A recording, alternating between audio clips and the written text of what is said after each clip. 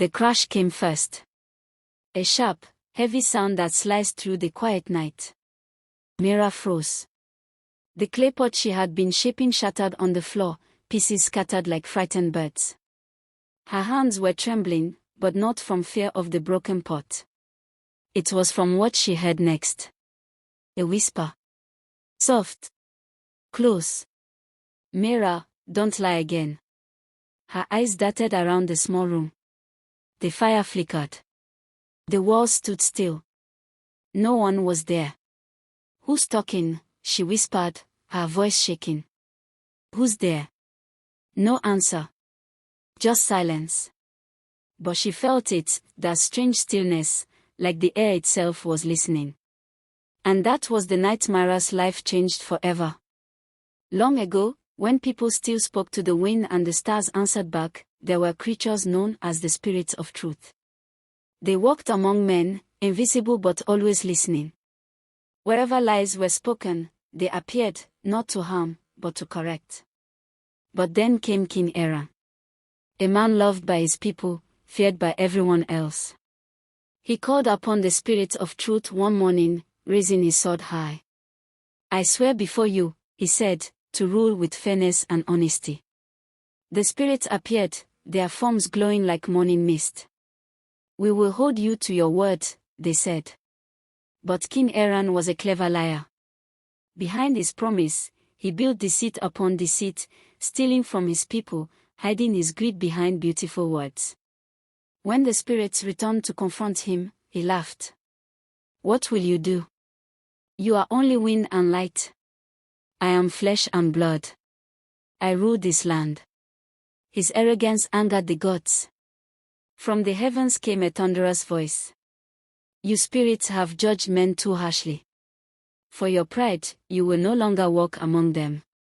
From this day, you shall dwell in silence, bound to the clay from which man builds his walls. You will listen. You will remember. And when truth is betrayed, you shall speak again.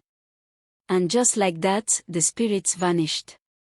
Their voices sank into the earth, into the clay, into every wall that would ever be made.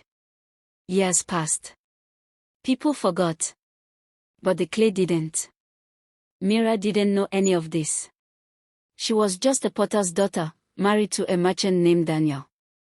A charming man, but with a heart that bent truth like soft wax.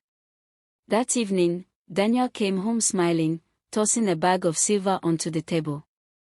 Another good day? Mira asked, wiping her hands. The best, he said proudly. I saw the cure again. Her eyes darkened. You mean that powder? Daniel, it doesn't heal. It makes them sicker. He waved her off. Mira, don't be dramatic. People pay for hope. I'm only giving it to them.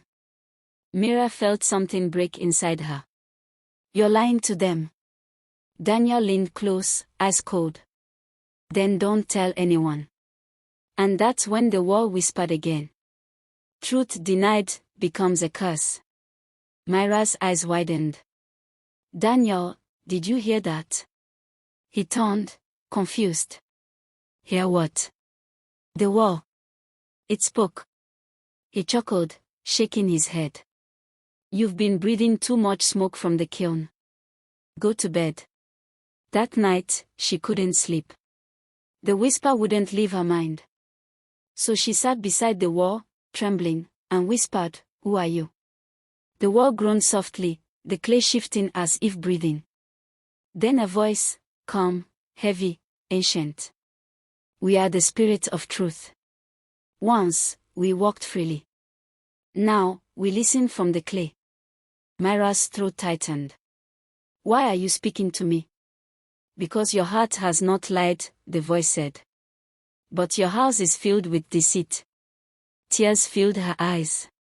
Please, don't hurt him. The wall stayed silent.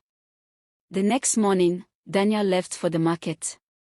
Hours later, shouts echoed through the village. Angry voices. Accusations. Mira, someone screamed. She ran outside. Daniel stood there, surrounded by furious neighbors. "You sold poison to my child," one man shouted, his face red with rage. Daniel stammered, I didn't know." But before he could finish, a deep rumble came from their house. The walls trembled. Cracks crawled across the clay like veins of light. Then, a whisper, louder this time, from every direction. "Justice echoes." The ground beneath Daniel's feet turned soft. He screamed, clawing at the air as the clay swallowed him slowly. "Mira! Help me!" She grabbed his hands, tears streaming down her face. "I'm trying. Please, stop. He's my husband." The walls answered, cold and final. And yet, he silenced the truth. Within moments, he was gone. The house fell silent again. Mira collapsed, sobbing, pressing her forehead to the floor. "Why? Why show me this?" "So mankind would remember," the wall whispered. "So you would tell them." And she did. The next morning, Mira went to the king's court, her voice shaking as she told the story. "The clay remembers," she said. "The walls listen. Build your homes with care, for they hear every word you speak." At first, people laughed. Until, the walls of the great hall began to hum. Thousands of whispers at once, "Truth, truth, truth." The king dropped his crown. The crowd fell silent. And from that day on, people learned to speak carefully within their homes.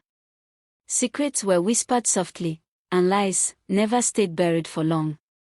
Mira grew old and quiet, known as the woman who heard the walls speak. They say even in her final days, when she closed her eyes, she could still hear the walls breathing softly, waiting. So, next time you whisper a secret behind closed doors, remember. The walls might be listening. They always have. And when you pass by an old mud house or lean against a wall, remember, the walls do not have ears by chance. They are made of ancient spirits, bound by truth, waiting for us to speak wisely again. "Every word is a seed," my mother said. "The earth never forgets what you plant." I hope this will make you rethink before saying your secret near a wall. Because sometimes, silence remembers more than words ever could. If this tale touched your heart, share it with someone who still believes words carry power. And tell me in the comments, what story did your mother tell you about the things that listen when we speak? What do you think your walls have heard? Don't forget to like, subscribe, and stay updated for more tales. From my mother's heart to yours.